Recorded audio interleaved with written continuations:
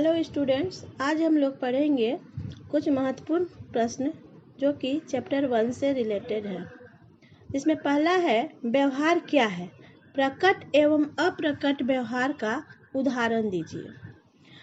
जैसा कि हम जानते हैं कि व्यवहार जो हम क्रिया करते हैं और ये क्रियाएं किसके कारण होती हैं, हमारे सामने जो भी उत्तेजनाएं उपस्थित होती हैं जिनको देखकर या समझकर या संवेदित होकर हम जो प्रतिक्रियाएं करते हैं वो हमारी व्यवहार कहलाते हैं। कुछ व्यवहार प्रकट होते हैं और कुछ अप्रकट होते हैं। यानी जो व्यवहार हम अपने आँखों से देख सकते हैं उन्हें हम प्रकट व्यवहार कहते हैं, और जिन व्यवहारों को हम अनुभव के द्वारा समझते हैं उसे हम अप्रकट व्यवहार कहते हैं। जैसे गरम बर्तन को छूने पर उसी समय तुरंत हाथ खींच लेना, क्योंकि वो गरम का अनुभव किया तो हमने हाथ खींच लिया, तो ये हो गया प्रकट व्यवहार। कुछ आंतरिक या अप्रकट व्यवहार होती हैं, जैसे शतरंज या चेस खेलते समय जब हम कठिन परिस्थितियों में पड़ते हैं तो अपने हाथ की मांसपेशियां फड़कने जैसी लगती है। हम चिंतन प्रक्रिया के द्वारा अपने व्यवहार को प्रकट करते हैं, तो ये हुए अप्रकट व्यवहार। ठीक है। उसी तरह दूसरा क्वेश्चन है, मनोविज्ञान को विज्ञान विद्या शाखा की प्रसिद्ध धारणाओं से कैसे अलग करेंगे। तो इसका उत्तर होगा, वैज्ञानिक मनोविज्ञान मनोवैज्ञानिक घटना के वैज्ञानिक अध्ययन पर आधारित होता है। यह व्यवहारिक आंकड़ों के आधार पर व्यवस्थित रूप से मनोवैज्ञानिक घटनाओं को बताता है। यह व्यवहार के उन नमूनों का अध्ययन करता है जो होने से पहले पूर्व अनुमानित किए जा सकते हैं, यानी जिनका भविष्यवाणी किया जा सकता है। वहीं दूसरी ओर मनोविज्ञान की प्रसिद्ध धारणा के अंतर्गत यह व्यवहार को समझने के लिए सामान्य ज्ञान का उपयोग करता है। यह अनुभवों, कहानियों तथा विश्वासों के आधार पर घटनाओं का वर्णन करता है। यह घटनाओं के घटित होने के बाद बताता है। तो इस तरह हम दोनों में अंतर समझ सकते हैं। अगला क्वेश्चन है, मनोविज्ञान के विकास का संक्षिप्त रूप प्रस्तुत करें। इसका उत्तर है, आधुनिक विद्या शाखा के रूप में मनोविज्ञान जो पाश्चात्य विकास में एक बड़ी सीमा तक प्रभावित है का इतिहास बहुत छोटा है। इसका उद्भव मनोवैज्ञानिक सार्थकता के प्रश्नों से संबद्ध प्राचीन दर्शन शास्त्र से हुआ है। आधुनिक मनोविज्ञान का औपचारिक प्रारंभ 1879 में हुआ, जब विलियम वुंड ने लीप्जिग यानी जर्मनी में मनोविज्ञान की प्रथम प्रयोगशाला को स्थापित किया। इसके अध्ययन का प्राथमिक दृष्टिकोण संरचनावाद पर आधारित था, जिसमें व्यक्तिगत रूप से अपने मानसिक प्रक्रियाओं तथा अनुभवों का वर्णन करने के लिए कहा गया।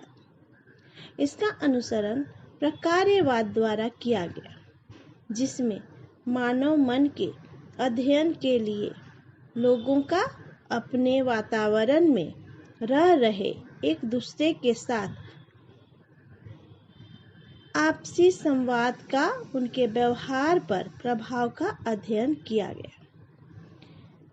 20वीं शताब्दी के शुरुआत में एक नई धारा गेस्टाल्ट मनोविज्ञान के रूप में संरचनावाद के विरोध में आई, जिसमें प्रात्यक्षिक अनुभवों के संगठन को महत्वपूर्ण माना गया।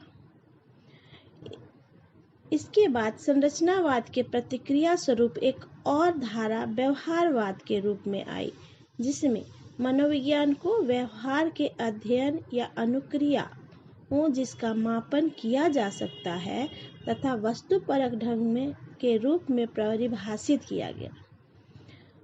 मनोवैज्ञानिक विकारों को समझने एवं उन्हें ठीक करने के लिए सिगमंड फ्रायड ने मनोविश्लेषण को एक पद्धति के रूप में स्थापित किया, जिसमें मानव व्यवहार को अचेतन इच्छाओं एवं द्वंद्वों का गतिशील प्रदर्शन बताया।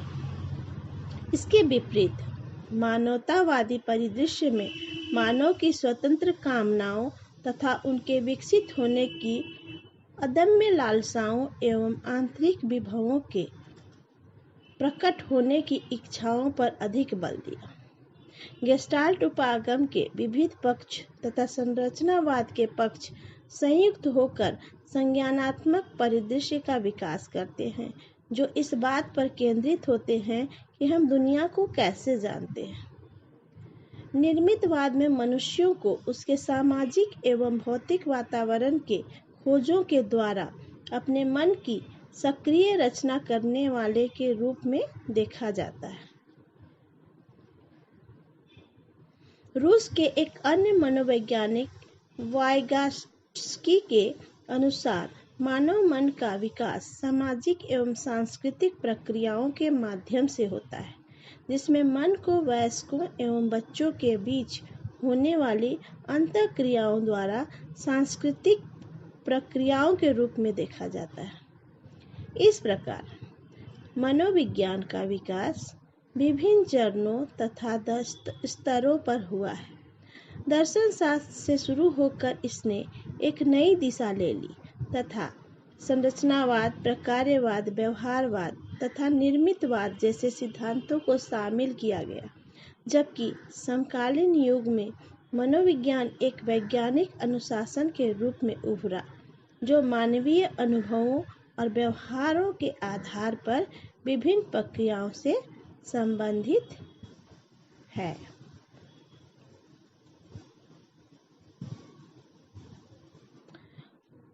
एक मनोवैज्ञानिक एवं मनोरोगी विज्ञानी में तथा परामर्शदाता एवं नैदानिक मनोवैज्ञानिक में अंतर स्पष्ट करें।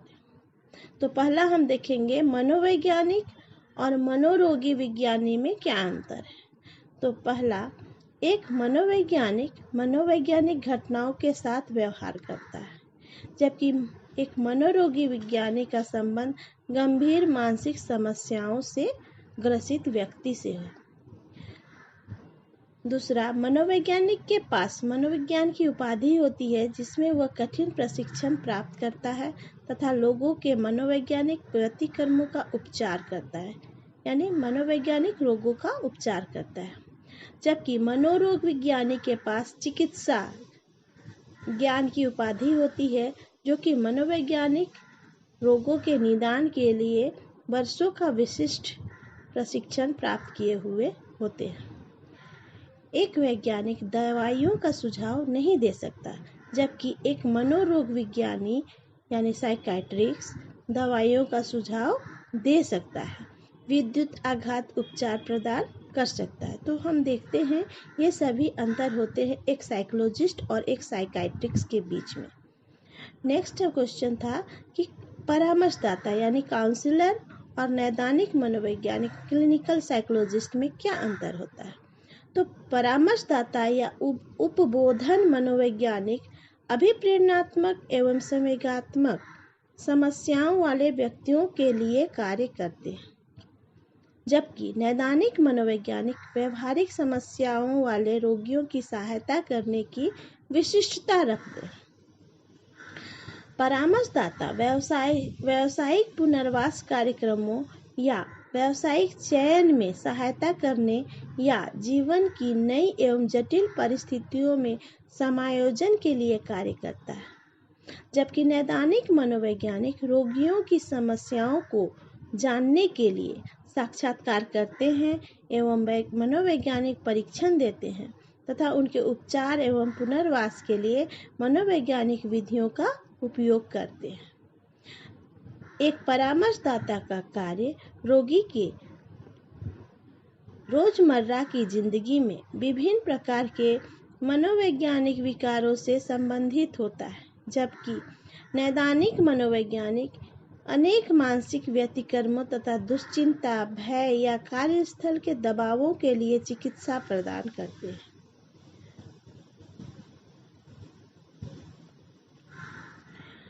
नेक्स्ट क्वेश्चन, दैनिक जीवन के कुछ क्षेत्रों का वर्णन कीजिए जहां मनोविज्ञान की समझ को अभ्यास रूप में लाया जा सके।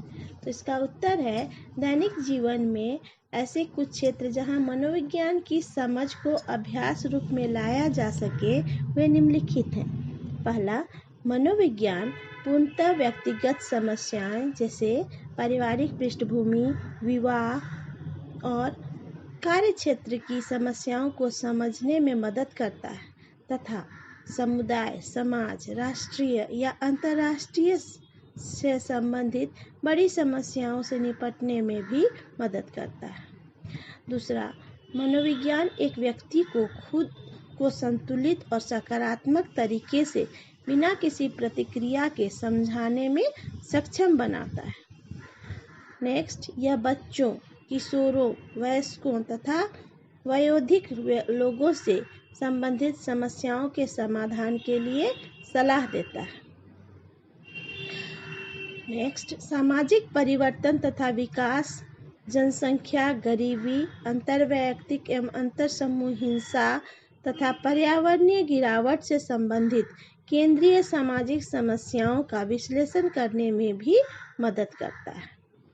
नेक्स्ट, मनोवैज्ञानिक सिद्धांतों के उपयोग से अपने शिक्षण एवं स्मृति में सुधार लाने के लिए अध्ययन की अच्छी आदतें विकसित करने में मदद मिलती है तथा व्यक्तिगत एवं अंतर्वैयक्तिक समस्याओं का निर्णय लेने की उपयुक्त युक्तियों द्वारा समाधान किया जा सकता है। ओके स्टूडेंट्स, आज के लिए इतना ही। धन्यवाद।